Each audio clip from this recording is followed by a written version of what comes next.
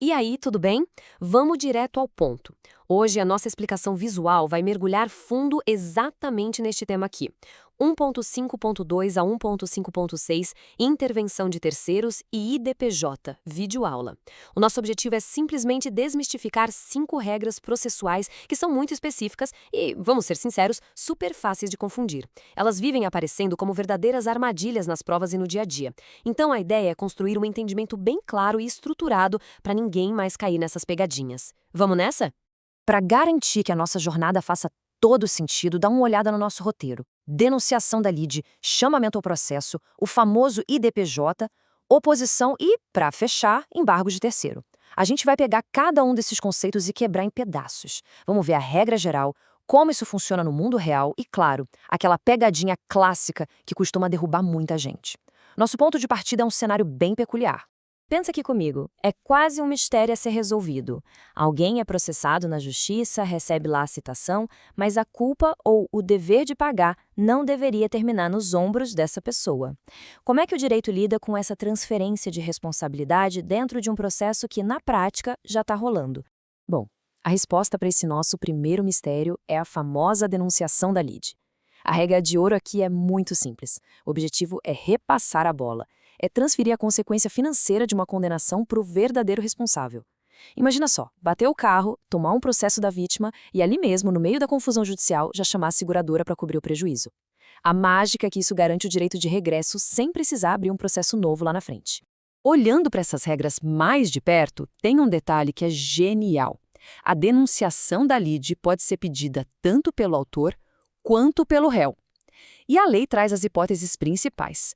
Ou para exercer o direito de evicção, que é quando se perde algo comprado por conta de uma decisão judicial, ou para exercer aquela ação regressiva, exatamente como no caso da seguradora que a gente acabou de comentar. E para ver como isso cai na vida real e nos exames, olha só essa menção ao artigo 125, inciso 1, do CPC de 2015. Isso aqui é a aplicação pura do direito. O examinador cria aquela historinha marota onde um terceiro reivindica uma coisa cujo domínio foi transferido para a parte.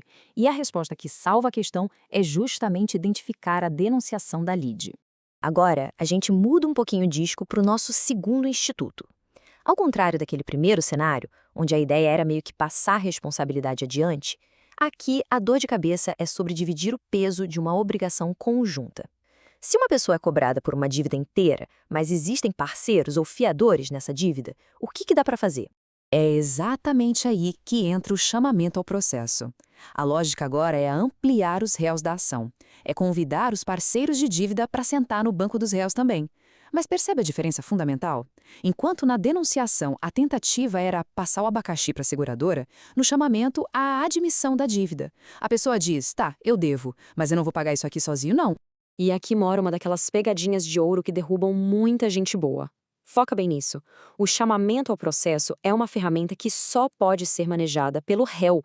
O autor da ação jamais faz chamamento ao processo. Trata-se de um mecanismo de defesa, tipo para o fiador chamar o devedor principal ou os outros fiadores. É um instituto estritamente de quem está ali no polo passivo.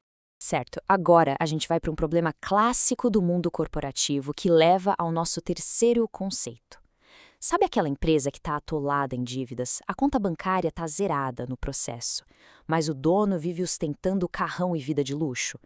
Como é que a justiça quebra essa barreira para fazer as coisas do jeito certo? A solução é o famosíssimo IDPJ, o incidente de desconsideração da personalidade jurídica. E o grande pulo do gato é entender que isso não é um processo novo, tá? Não é uma ação separada.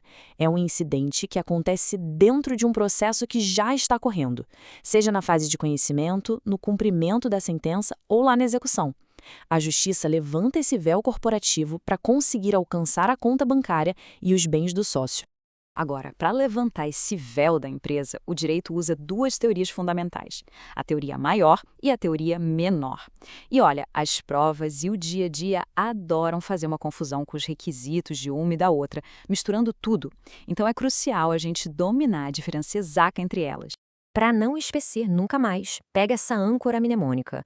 A teoria maior está na maior lei, que é o Código Civil, e exige maiores requisitos, tem que provar o abuso, tipo desvio de finalidade ou a confusão de contas.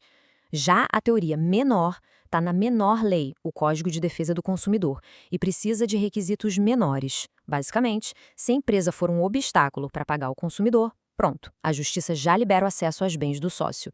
Viu como fica mais fácil? Quer ver isso na prática? Tem um caso real de prova. Madeira certificada contra só móveis. A devedora simplesmente parou de pagar as contas. Só que no meio da execução descobriram que um dos sócios estava lá comprando carro de luxo e imóvel adoidado. Um claro abuso. A resposta certa exigia que o candidato aplicasse exatamente a abertura do incidente de desconsideração da personalidade jurídica. Trocando de cenário mais uma vez, a gente chega no quarto conceito, que é um verdadeiro mistério de intervenção.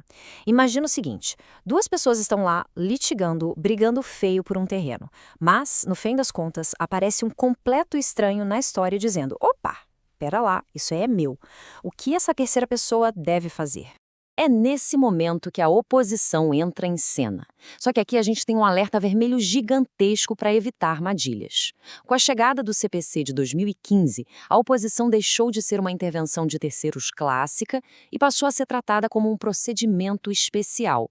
E essa é a primeira rasteira que tentam dar nas provas. Na prática, é alguém informando ao juiz: olha, o direito debatido não é nem do autor e nem do réu, ele é meu. Tem um exemplo prático excelente. Imagina um litígio sobre um terreno entre o Mauro e o Joabe. Só que a Vânia é a verdadeira dona de uma parte dele.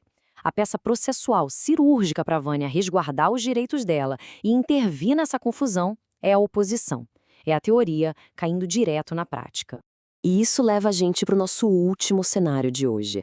Um cenário de alto risco. Imagina o desespero de descobrir que o seu próprio carro ou a sua conta no banco sofreu um bloqueio judicial indevido por causa de uma dívida de uma outra pessoa, num processo que não tem nada a ver com você. Qual é o escudo defensivo para isso?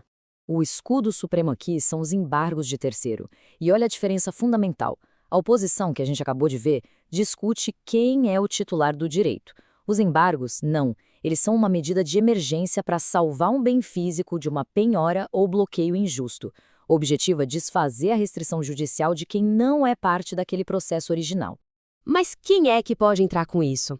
Essa lista é um verdadeiro checklist mental que os tribunais consolidaram. Pode ser o cônjuge defendendo a sua metade dos bens, alguém que comprou um imóvel de boa fé onde rolou uma suposta fraude, um sócio que teve a conta bloqueada do nada pelo IDPJ sem ter sido chamado, ou até mesmo aquele credor que tinha um bem como garantia e foi completamente ignorado na execução.